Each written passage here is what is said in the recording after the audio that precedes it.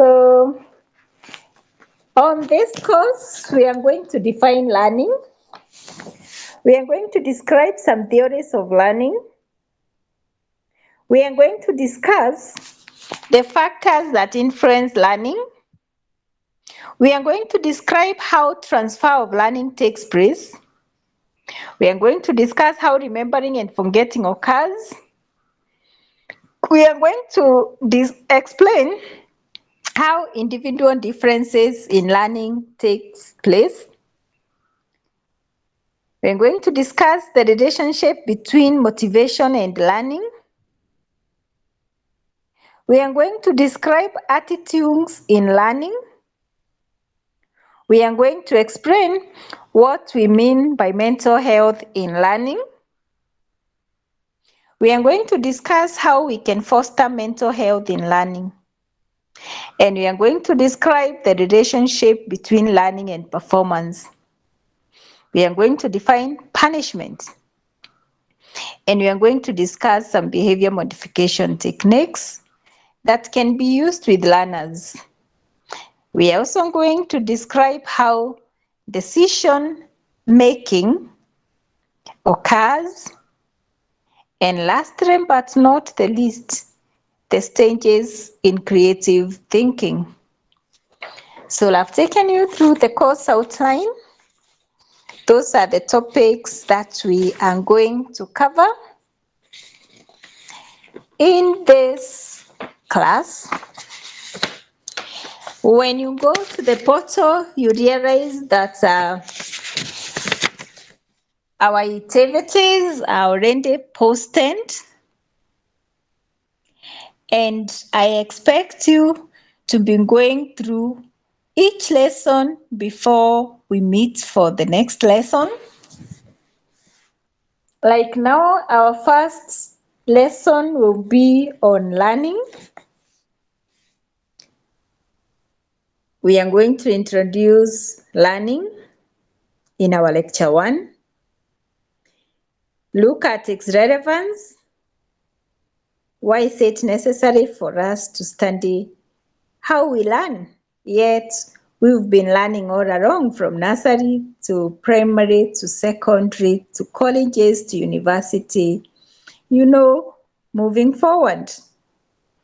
And under each activity, there are actions for you to carry on.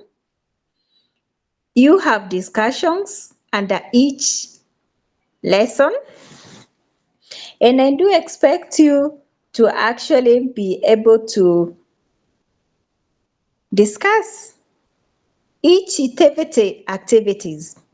So if you have phone discussions on lesson 1, then I expect you to participate on those particular discussions. Okay. Now, having said that, I want us, because we still have time and you people are not talking, so I will assume we are together and I continue. What is learning? We have learning defined by behavioralists, and we have learning defined by cognitive psychologists. Behavioralists define learning as an enduring or relatively permanent change in behavior as a result of reinforced practice or even experience.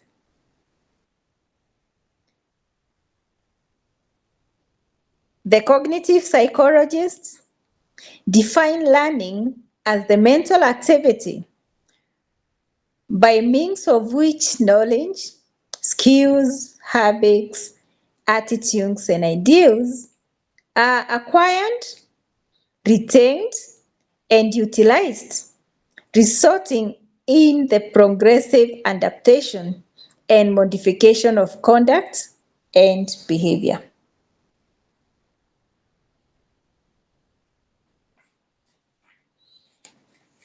Having defined learning by the behavioralists and by the cognitive psychologists, Then I want to look at relevance of learning.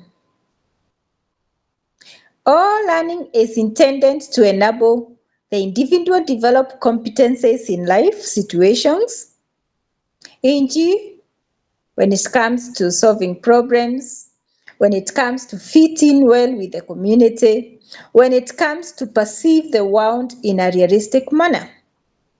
Most behavior is learned, therefore standing learning helps us understand the role of learning in behavior. The topic learning helps teachers know the factors that promote learning. So those three reasons validate why we need to study learning at this particular level. Then we look at types of learning. The types of learning. We have three theories of learning that guide us when we think about the types of learning that we have. We have the behavioralism, we have the social learning or the observational learning theory, and thirdly, we have insight learning. You know, from your psychology, we talked about cognitive psychologists and what they tell us about learning. And we also talked about the social learning or the observation learning theories, the proponents, and what it tells us about learning. I would want you to take time to go back to the previous notes on this, then behavioralism. You look at the classical conditioning, the operant or instrumental conditioning, and you look at what aspects of behaviorism are applicable in a classroom setting. When you get a recap of classical conditioning and operant conditioning, because these are theories that you're very familiar with, you discovered some of the aspects that are applicable in a classroom setting are things like from the behaviorist, we learned that it is important to provide a conducive learning environment. In behaviorism, there is the belief that all behavior is controlled by environmental conditions and demands. Therefore, the environment should be enriched. It should be arranged in a manner that makes learning possible. Then another aspect is the principle of contiguity. This refers to paired events, that is, what events appear together. A teacher who pairs aversive stimuli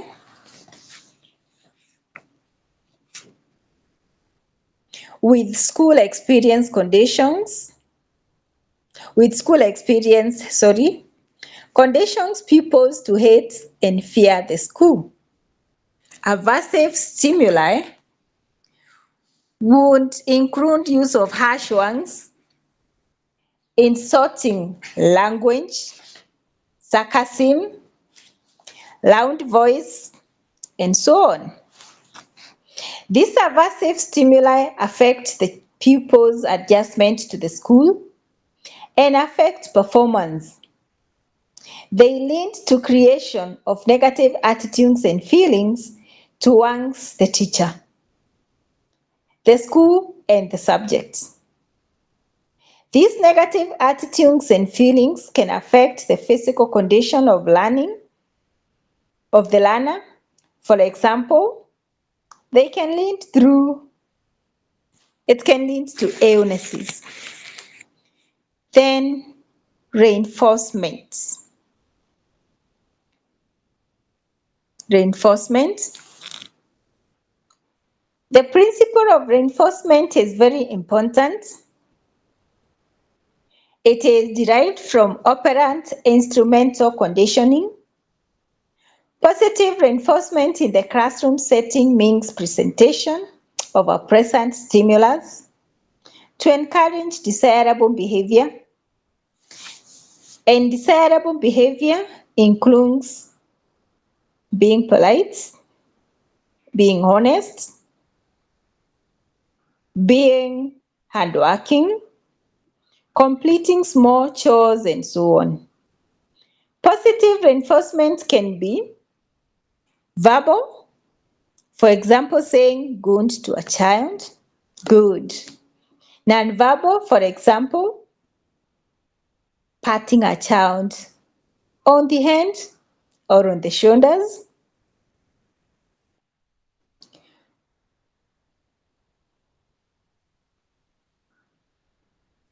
Material, for example, giving a child a book.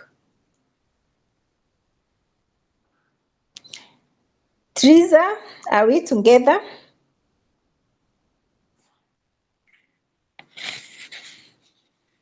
Teresa Muchoki, are we together? Yes, we are. Okay. Negative reinforcement can also be applied.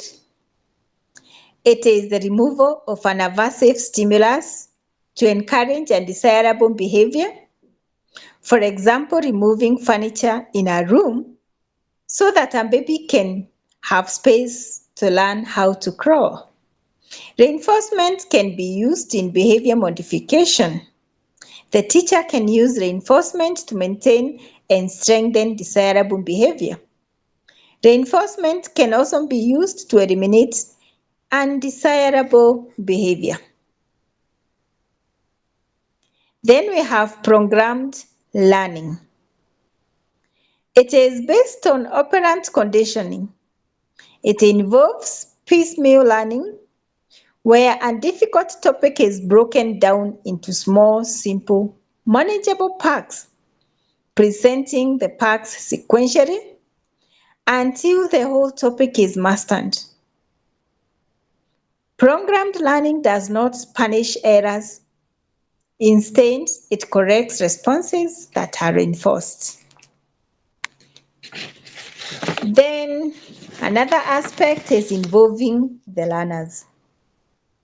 Making learners search for knowledge and not be passive recipients.